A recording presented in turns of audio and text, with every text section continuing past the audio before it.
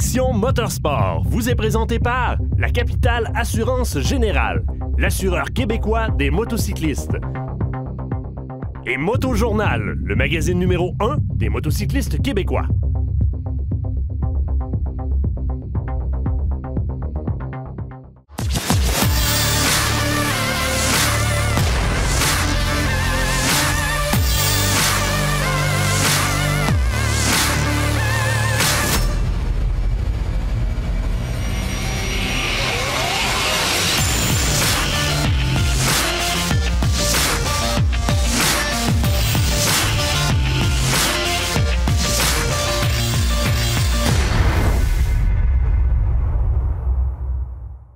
À chacun sa religion, à chacun son pèlerinage. Pour vous, pour nous, c'est le Salon de la moto. Marc, on y est. Plein de choses qui attirent ton attention cette année. Oui, beaucoup de nouveautés. On va dire plusieurs évolutions de modèles existants, mais aussi des nouveautés complètement inédites pour cette année chez les différents manufacturiers. Donc, plusieurs qu'on va essayer au cours de la saison, on l'espère. J'ai mon capteur là, pour mesurer l'ouverture de tes pupilles et je sais ce que tu vas vouloir essayer cette année, je pense. J'ai déjà une liste préétablie. On va espérer que nos concessionnaires vont choisir les mêmes modèles que moi, mais je pense que j'ai des bonnes plugs. Allons rêver, les amis.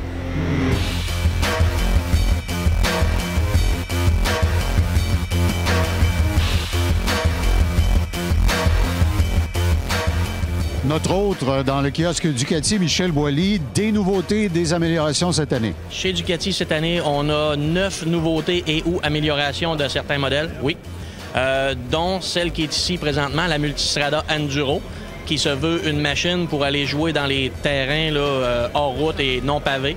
C'est vraiment une dérivation de la Multistrada qu'on a conçue beaucoup plus robuste, avec une roue de 19 pouces, des roues en broche, un réservoir de 30 litres et beaucoup de spécifications là, qui sont vraiment dédiées puis renforcées pour le hors-route.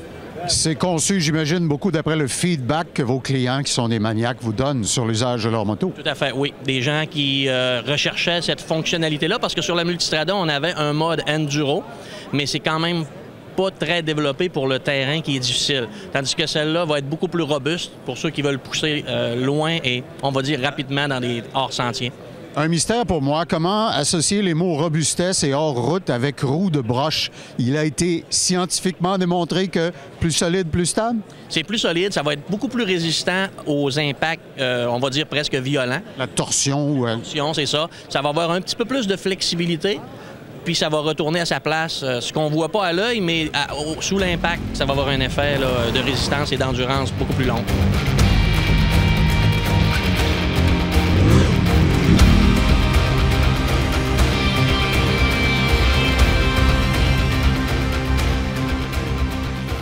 De toutes les motos qu'on a vues l'an dernier, celle qui a donné le plus d'impact sans doute, la Diavel, même le Vatican a appelé pour m'excommunier. Alors Michel, cette année, le Diable comporte des nouveautés. Oui, on a une nouvelle version qui s'appelle la X-Diavel, qui se veut la plus custom des Ducati qu'on a ici en ce moment. Ce qui a été principalement changé, c'est qu'on a un entraînement par courroie. Donc, wow, c'est tout un changement. Oui, chez Ducati, c'est tout un changement puisque toutes les motos ont un entraînement à chaîne. Donc, on n'a aucun entretien.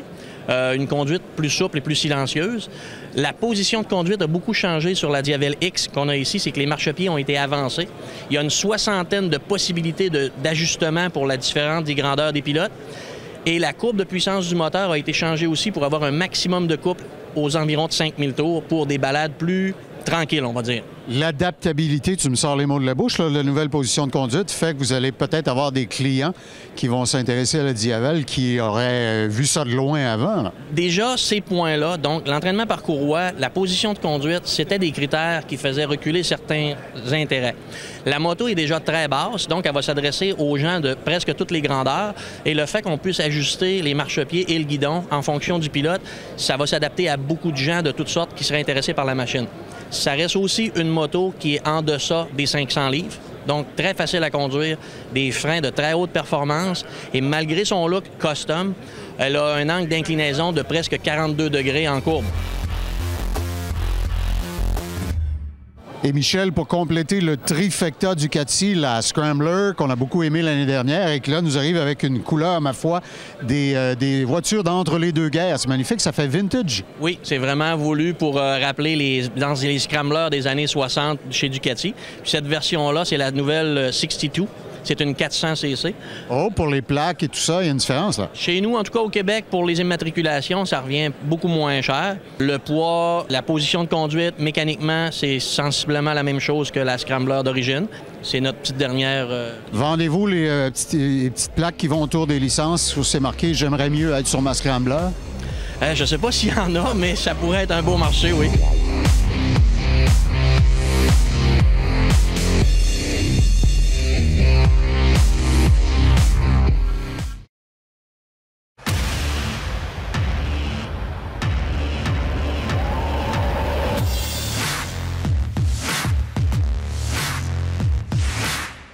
Les gens qui fréquentent avec assiduité les sites où on trouve les nouveautés savent, Francis, que la GSX 1000 était très attendue. Elle est là maintenant. GSX 1000, c'est GSX S 1000, pardonnez-moi, vous avez deux modèles qui sont disponibles, le modèle avec fairing, le modèle sans fairing.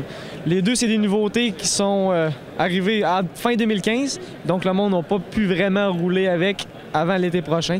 L'été prochain, on souhaite qu'il arrive super vite pour ceux qui les ont achetés. Vous avez deux modèles, comme je vous disais, fairing, sans fairing. Avec le fairing, un modèle qui est évalué à 12 999.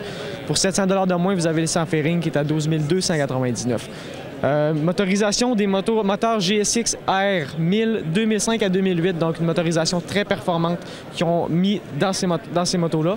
Vous avez à peu près 145 forces de moteur au Villebrequin, donc c'est très puissant pour ce type de moto-là. Considéré Sport Touring, donc on n'a pas les plaques de Super Sport à payer. Fait que ça, c'est un gros avantage, très confortable, une position très, très droite, donc pour la longue route, c'est l'idéal.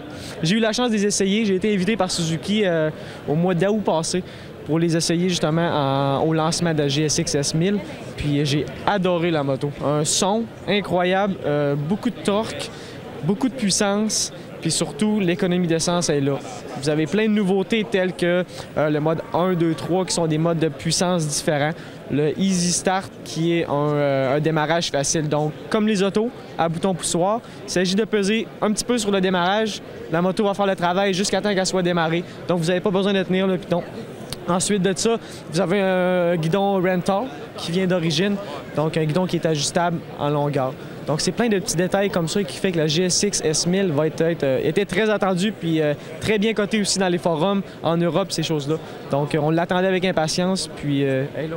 Question d'un gars dont l'âge ne cesse d'avancer. Est-ce qu'il y a une différence appréciable entre celui avec carénage versus pas de carénage lorsqu'on la pilote? Oui, quand on la pilote, cela avec un carénage, bien, vous avez le pare-brise qui est un peu plus gros en avant. Donc, sur l'autoroute, il y a beaucoup moins de turbulence. Le vent est pas mal moins présent. Tandis que sans fairing, bien, veut pas, il vente un petit peu plus. Par contre, si vous êtes quelqu'un qui fait beaucoup de villes, je vous dirais, sans fairing va faire la job super. Même qu'il fait très bien la job aussi sur l'autoroute, c'est juste qu'il vente un petit peu plus. Il faut être prêt à se faire vanter un peu. Mais sinon, avec fairing, c'est le meilleur des deux mondes. Ils ne vendent pas en ville, ils ne vendent pas sur l'autoroute. Puis vous avez la puissance, le même moteur, donc la même puissance sur chaque machine. Bien, merci pour ton commentaire honnête. Et puis, je peux prédire un succès de vente parce que les gens sont comme des mouches autour de ces nouvelles Suzuki. Et ça, mesdames, messieurs, c'est nouveau avec un N majuscule, 650A, le SV, de série SV, totalement nouveau. Nouveau parce que c'est le mélange entre le SV 650 et le Gladius 650. C'est vraiment un mélange entre les deux. C'est un mode sportif. Encore là, c'est sûr qu'il n'y a pas de fairing, donc un modèle qui va être beaucoup plus pour la ville, mais qui fait très bien en autoroute, par exemple. On n'a pas encore beaucoup d'informations dessus. On n'a pas le HP, on n'a pas le prix. Ça va sortir prochainement, sauf qu'on l'a en démonstration. C'est un modèle qui est très bas, la selle est très basse. Donc, pour les personnes qui ont un petit peu plus de misère à avoir les motos hautes, ils vont être super confortables là-dessus. C'est 30,9 pouces la hauteur de la selle. Donc, on s'entend que c'est très bas comparativement aux autres modèles. Vous avez beaucoup d'électronique à l'intérieur, ce qui veut dire le contrôle de démarrage facile, le contrôle de traction est là aussi. Puis le prix, comme je vous dis, on ne l'a pas encore. D'après moi, ça va tourner aux alentours de 8-9 000 détails, mais on ne peut pas s'avancer bien là-dessus. Alors, l'effet surprise, il est magnifique. En tout cas, le design est très, très beau. Puis j'apprécie la hauteur. Les gens de ma grandeur vont se régaler avec cette moto-là. Merci, Francis. Moi aussi, ma grandeur. Merci.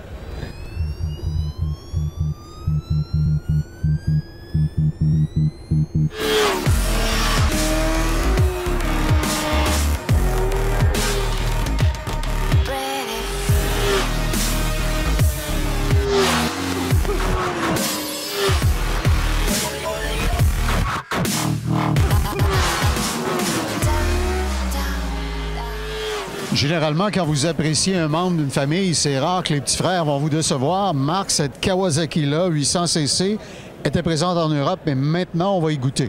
Oui, on a la Z800 maintenant au Canada cette année. On a 3 coloris différents, soit des accents de rouge, de bleu ou de vert. C'est un 4 cylindres en ligne, transversal, le bon vieux 4 en ligne Kawasaki. C'est une moto qui se veut comme la mode actuelle des naked bikes. Donc, comme tu disais tantôt, la petite sœur de la Z1000, avec un look un peu moins agressif, un peu moins L'échappement magna. est magnifique, je peux déjà te dire ça. Wow, quelle belle pièce de machinerie. Puis, ayant déjà eu l'ancienne version, la Z750, pendant plusieurs années, j'ai apprécié beaucoup cette moto. Fait que j'ai hâte de voir si on va pouvoir l'essayer cette année. Ça serait un plus à mon arc. Oui, je vois ça dans ton regard, là. Puis l'esthétique est magnifique, beaucoup de noir. Les noirs satinés sont très portés cette année, comme dirait le couturier. C'est une moto qui va concurrencer les Yamaha, les FZ09, les Suzuki GSX-S 750. Donc, on s'insère dans cette catégorie-là pour Kawasaki. On a vu qu'il y avait une niche à remplir. Donc, on a ramené la Z800 au Canada. Puis si on se fie sur leur performance habituelle à 800cc, on laisse rien à la maison. On va voir de quoi pour s'amuser follement.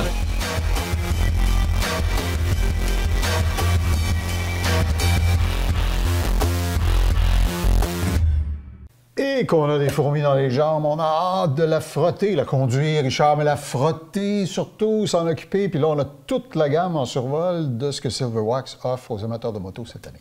Oui, effectivement, on attend. Hein, on a hâte de les sortir, on a hâte des frotter puis des mettre belles, comme tu dis. Et puis Silverwax, cette année, on a une gamme complète encore cette année. On va même avoir des nouveautés on va présenter dans le courant des émissions. Ça, c'est fort intéressant. Mais on va pouvoir la garder belle encore cette année, toute la saison. C'est ce qu'on veut.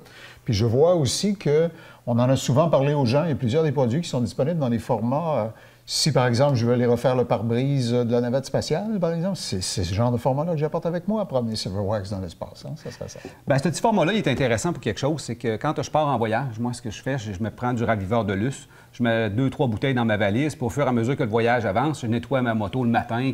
Hein, on part pas sans qu'elle soit belle. Tu vas le porter dans le bac bleu. Exactement. Tu sais, je fais mon grand garçon, comme on dit, on le met dans le bac bleu. Mais c'est un format qui est très pratique. Le petit format, effectivement, là, ceux qui aiment voyager, on le sait, en moto, on n'en a pas de place. C'est un des facteurs intelligents de la ligne de moto Silverwax, d'ailleurs, de s'être adapté aux besoins par le format du client qui voyage. C'est bien. Oui, puis tout est fait en conséquence. On va prendre juste le nettoyant pour le cuir. On a une petite bouteille parce que nettoyer un banc de cuir d'une moto, ça ne donnerait rien d'avoir un gros format.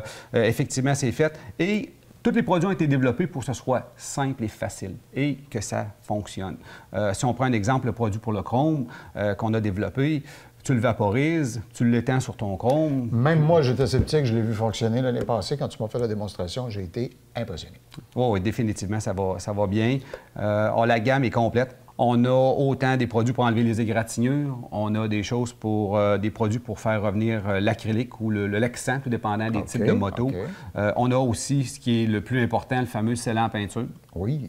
Hein, qui contient des polymères, je pense. Oui, exactement. C'est la grosse particularité de ce produit-là, c'est la dureté. Parce qu'on veut la protéger, on veut surtout rouler avec, hein, c'est normal. On ne veut pas passer notre temps à frotter, on veut le faire une fois comme il faut, d'aplomb, puis qu'après, ce soit, disons, réglé pour quelques semaines. Exactement. Fait qu'avec le scellant, c'est le produit de base à mettre. Après ça, on peut prendre du raviveur de lustre, on peut prendre des cires rapides si on veut garder de la brillance, mais le plus important, il faut absolument poser une couche de sang en début de saison. Je t'entends souvent parler de microfibre quand on fait des démonstrations et je vois que dans une trousse comme celle-là, il y a le microfibre qui est inclus. Oui, nos trousses sont complètes. Dedans, tu as l'applicateur pour mettre le scellant, tu as effectivement le microfibre pour l'enlever. C'est la même chose dans le produit pour polir le pare-brise, ceux qui commencent à être égratignés. Tu as le porte-tampon, tu as le tampon, tu as la microfibre pour l'essuyer parce qu'on sait aujourd'hui, hein, c'est fragile, il ne faut pas avoir de sable, il faut que ça soit doux, fait que la microfibre, c'est le produit idéal pour ça.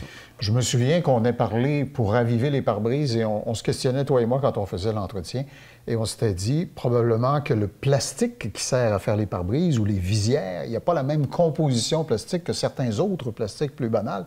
Alors ta formulation à l'intérieur de ce produit-là est adaptée spécialement au genre de plastique qui compose les pare-brises. Oui, exactement. Quand on a développé ce produit-là, on pensait que c'était les mêmes plastiques que les lumières d'automobile. Ouais. Parce qu'on fait déjà un produit... C'était la question que je t'avais posée? Bien, exactement. Puis, non, on a vu que notre formule dans l'automobile ne marchait pas du tout. Fait que là, on a été obligé de redévelopper un produit qui s'est adapté, qu'on a adapté justement au type de lexin ou de polycarbonate ou d'acrylique. Parce que le plastique qui protège vos yeux doit répondre à des normes plus spéciales que celui qui protège vos phares d'automobile. Exactement. Fait que le produit Silverwax est vraiment adapté. Chaque produit a été testé sur des motos et fait pour faire pour quoi qui a été développé en réalité et être très efficace. Là.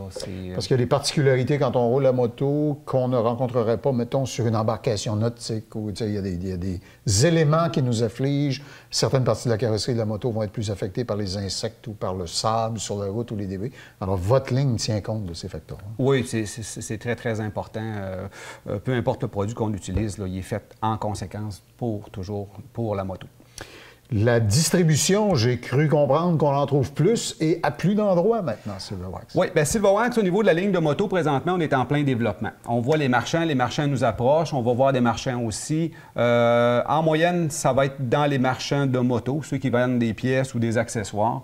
À grandeur de la province, ça va être disponible dans plusieurs marchands. Déjà, il y en a plusieurs d'ouverts. Ou, bien entendu, c'est disponible sur notre site web, silverwax.ca. Ceux qui veulent commander en ligne, c'est très, très facile. 48 heures après, c'est chez vous. Puis la commande est complète. Bien, Richard, félicitations pour la gamme. Merci. Silverwax, je l'ai essayé. Vous ne le regretterez pas. Ce volet esthétique vous a été présenté par les produits Silverwax. Silverwax, des produits de haute qualité, conçus, fabriqués et testés au Québec.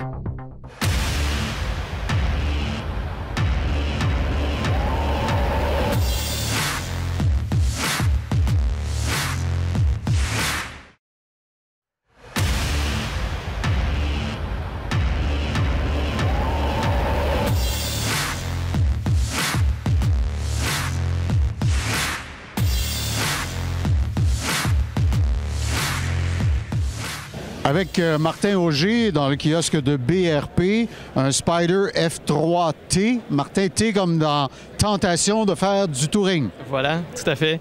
Merci Claude. C'est bien le cas. Nouveauté 2016. On se souvient que l'an dernier, en 2015, on a lancé le Spyder F3, qui était le premier Spyder où on avait une nouvelle position de conduite, plus détendue, les jambes vers l'avant. On présentait aussi le moteur visible, premier Spyder, où on voyait bien la mécanique, ainsi que les châssis apparents. Faisait un peu plus hot rod, là. Si on veut, oui. Effectivement, des éléments de design anciens et très contemporains aussi à la fois. Cette année, on revient avec une version... la clientèle a demandé plus de protection contre les éléments et le vent. Et puis, en gardant tout de même les éléments de styling très appréciés du F3. Alors, on parle du F3T et du F3 Limited, qui, au niveau des formes et du look du produit, se ressemblent. C'est des variantes au niveau de l'équipement. Mais là, on voit déjà l'apparition d'une console qui change le devant du véhicule, mais une très belle protection pour la saison prochaine. Les longues randonnées fraîches le matin et le soir, et puis un système de sacoche intégré. Mais des gens veulent aussi de la capacité de remorquage. Vos ingénieurs ont écouté ça. Oui, tout à fait. Dans ce cas-ci, comme tu le savais, Claude, lors des années précédentes, il était possible d'attacher une remorque derrière un Spyder RT, un Spyder ST. C'était pas possible l'an dernier, avec le F3, d'attacher quelconque remorque. C'était pas recommandé par le manufacturier. Cette année, avec le lancement du F3T, il est conçu en ce sens. Donc, on peut installer un attelage, y installer aussi la remorque BRP ou autre remorque. Et puis, avec la remorque BRP et l'attelage, le système embarqué va reconnaître qu'il y a justement une remorque et adapte le comportement routier en conséquence. Et on n'enlève rien au modèle un peu plus naked ou dénudé du F3, qui a un style très épuré, que les gens aiment accessoriser avec des sacoches à l'arrière, semi-rigides. Mais là, surtout avec l'avènement d'une console, l'avènement aussi d'une radio qui est disponible en option, qui change un petit peu l'ambiance de la randonnée, là, qui amène certaines étincelles. Ah, la démographie, hein, c'est ça, ça impose bien des choses. Oui, si on veut, mais nos gens sont à la recherche d'aventure, tourisme sportif, interagir avec les gens. Puis une machine comme ça va répondre aux besoins à ce niveau-là.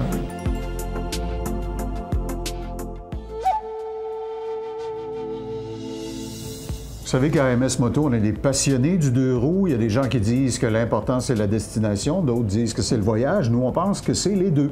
Et voilà pourquoi on a réuni pour une série de chroniques 2 invités. Stephen Pomerleau, qui est directeur marketing pour Tourisme Bay James et EU EastG.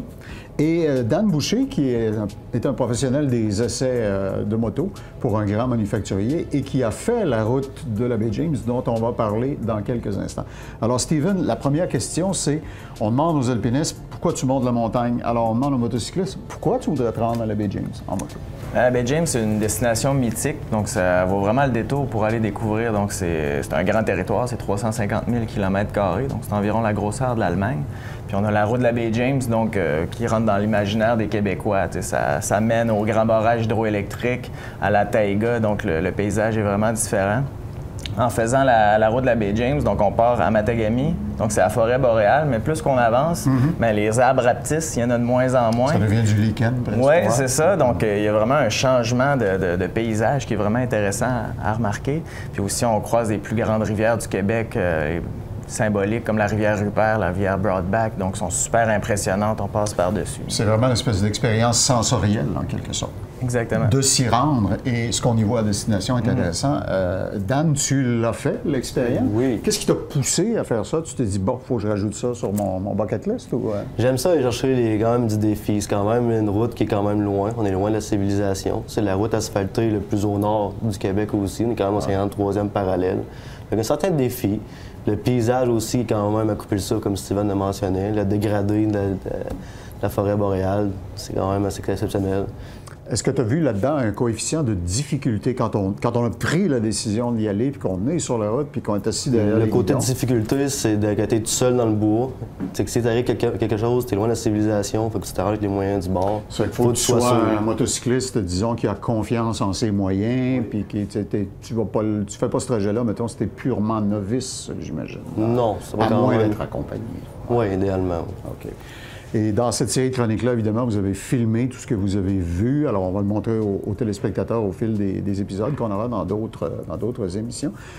Est-ce que c'est une route sur laquelle on peut avoir de l'information? Est-ce que Tourisme Bay James, par exemple, est-ce qu'on peut consulter votre site? Est-ce qu'on peut, en nous écoutant aujourd'hui, en se disant, il faudrait que j'aille voir ça? Est-ce qu'il y a des moyens d'apprécier le challenge? Oui, on a notre site web décrochercommejamais.com que les gens peuvent consulter. Décrochercommejamais.com. OK. Oui, donc ça donne une prémisse un peu du voyage. C'est bon.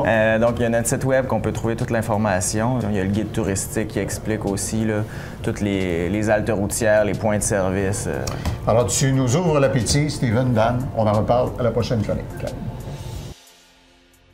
Ai-je besoin de vous dire que dans le monde de la moto, il y a toutes sortes de motos, il y a toutes sortes de motocyclistes. Monsieur Brochu, clin d'œil à Brooklyn, une moto magnifique, une BM. Vous l'appelez là? Le Brooklyn Project. C'est en anglais, c'est sûr. Par contre, c'est une idée qui puis c'est venu avec un collaborateur de New York, de Brooklyn. Et puis c'est là également qu'on va ouvrir une salle de vente, puis un showroom, puis peut-être éventuellement un atelier complet. Et assez bientôt, donc pour le mois d'avril 2016. Est-ce que c'est un café racer? Moi, je pense que oui. On a eu l'approche aussi, je pense que certains constructeurs automobiles de super voitures ont, c'est-à-dire on fait le véhicule le plus rapide qu'on veut, le premium, sans être ridiculement, disons, trop cher, mais on prend ça au prix après. C'est une série limitée de 40 unités. On peut se permettre de la vendre un peu plus cher, mais d'avoir les meilleures composantes puis d'avoir une moto qu'on ne croisera pas à tous les coins de rue, c'est certain. Alors, dans un rêve et un fantasme près de chez vous. Merci. Merci à toi. Les experts des Nations unies disent que le 21e siècle va être le siècle de l'Afrique. Honda a déjà compris ça, Martin, avec la Africa Twin. Oui, bien sûr, l'Africa Twin qui fait son entrée en 2016. Au niveau de l'Africa Twin, ce qui va séduire les motocyclistes, c'est surtout ceux qui ont déjà des modèles semi-trail, semi-route, ou des gens qui cherchent l'aventure, parce qu'on a un côté trail, un côté hors route, très impressionnant au niveau de cette Africa Twin-là. On a des suspensions adaptées pour ça, le moteur, la transmission. Donc, c'est une moto qui va être très impressionnante hors sentier. Bien, Martin Trudel de Honda Canada, bonne saison. Merci.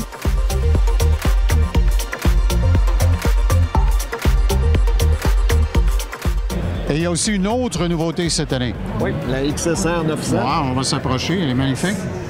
C'est une moto qui reprend la motorisation des FJ09 et FZ09, donc le 3 cylindres en ligne, dans une sauce plus café racer d'origine de compagnie. Donc, on est allé avec un accent plus rétro, on pourrait dire, mais avec des composantes modernes. Fourche inversée, mon amortisseur, avec la selle en simili-suède. Oh, wow! Alcantara, mesdames, messieurs, on n'a pas regardé la dépense. Donc, quelques options ici, donc la couleur 60e anniversaire, le dos serait ajouté là, pour donner un look café racer. Une moto qui devrait avoir une bonne popularité chez nous cette année. Elle est vraiment magnifique, là, l'esthétique, puis le souci du détail, les moulages, vraiment beaucoup de... Et la mécanique est éprouvée, là.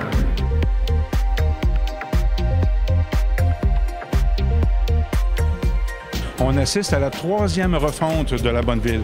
On sait qu'elle est arrivée dans les années 60, en 59 précisément. Et maintenant, on arrive avec un moteur de 900 cc refroidi au liquide et aussi le nouveau moteur 1200 cc pour avoir beaucoup plus de torque, plus de performance, avec un gros changement au niveau de l'électronique. On a maintenant des modes de conduite pour la pluie, pour la route. On a maintenant l'ABS, l'anti-patinage qu'on n'avait pas sur l'ancienne version au liquide. Ceci étant dit, ces versions-là sont toujours disponibles aussi pour les nostalgiques du moteur à air. Je suis certain que notre tournée vous donne déjà des fourmis dans les jambes et le goût de magasiner. Et je sais que Marc, lui, veut faire des essais dès la semaine prochaine. Toujours prêt. On se donne rendez-vous. Une nouvelle saison d'AMS Moto. Soyez-y.